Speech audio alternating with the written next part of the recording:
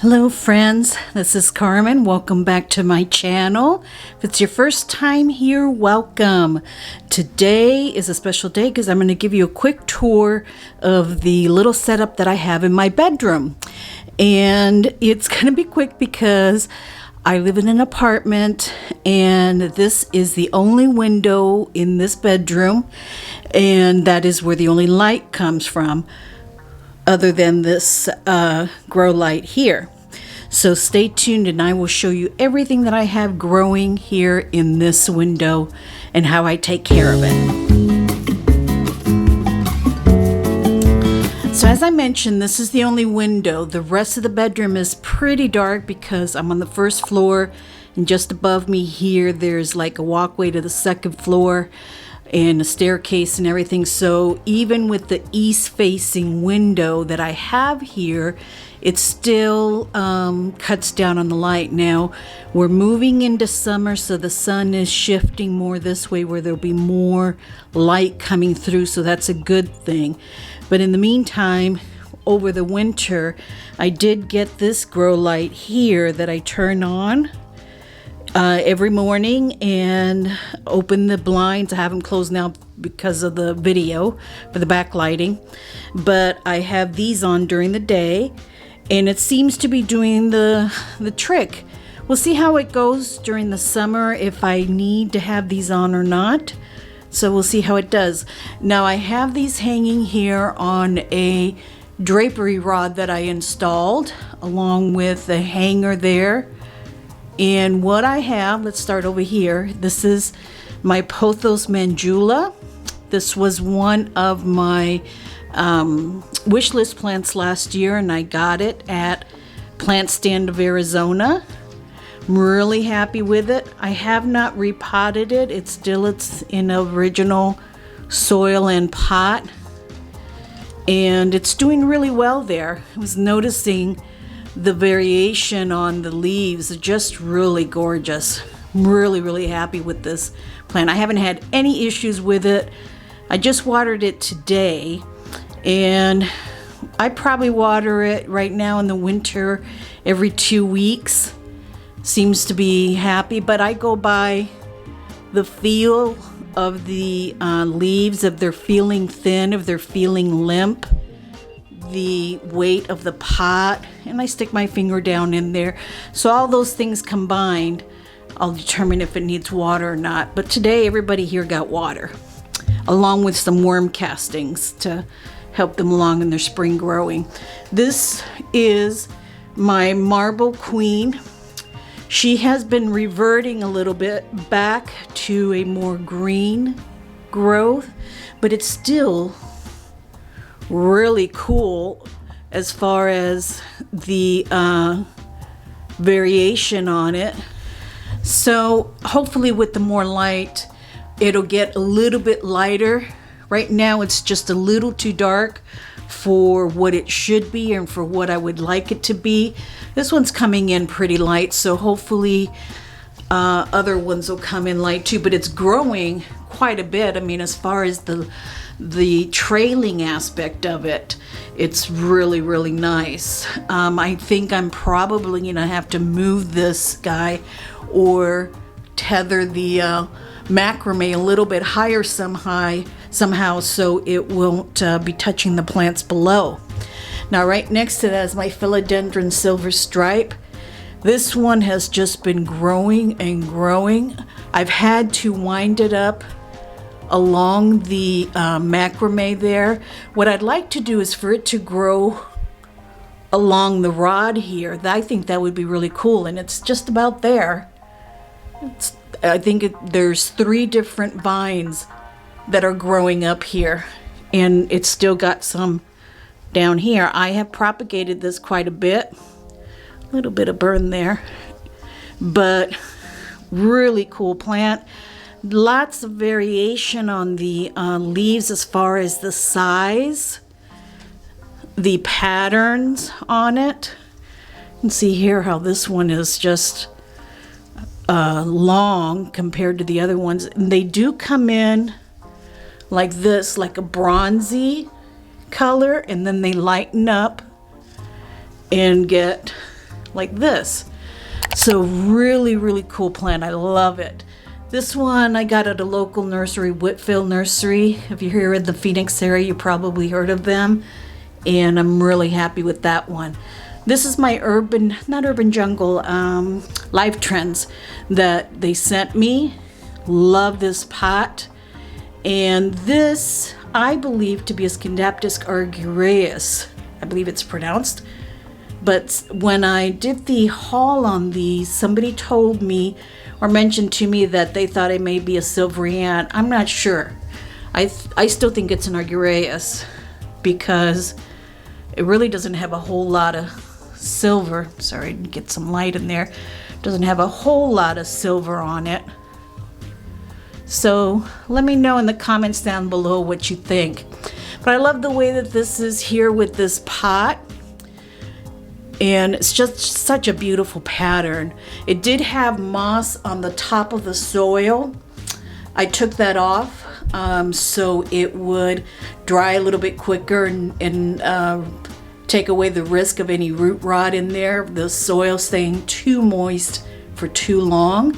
So it's doing really well. Today was the first time I watered it since I got it. And that was about 2-3 weeks ago. And this here is my Pothos Enjoy. Super slow grower for me, but she's climbing up this macrame that I have here. And then she's got some other trails that are going here. So she's been real quiet this winter, and I'm hoping that she'll wake up in the spring. I did just give everybody here a sprinkle of worm castings and then a watering. So when I put the worm castings in, then I water, so it'll help spread them. So down below here I have I've had this baby forever. This is one of those little miniature peace lilies. This guy was a rescue like 3 years ago from a clearance. And it's just a little guy. You know, it's one of those little miniature ones, not the big ones, which I like because it takes up this little room. But, you know, it just gives off lots of new leaves. It has bloomed for me quite a few times. So I think it will again this spring. And I actually just repotted him. He was in a terracotta pot, but I was over here doing something, taking some dead leaves off of the top ones, and I bumped into it and knocked it over, and I had soil everywhere. I was so angry with myself. You know how when you go to do something simple and easy and it ends up turning into this huge task by accident? That's how it was. So it's in this new pot now. And here is my Peperomia obtusifolia, the variegated.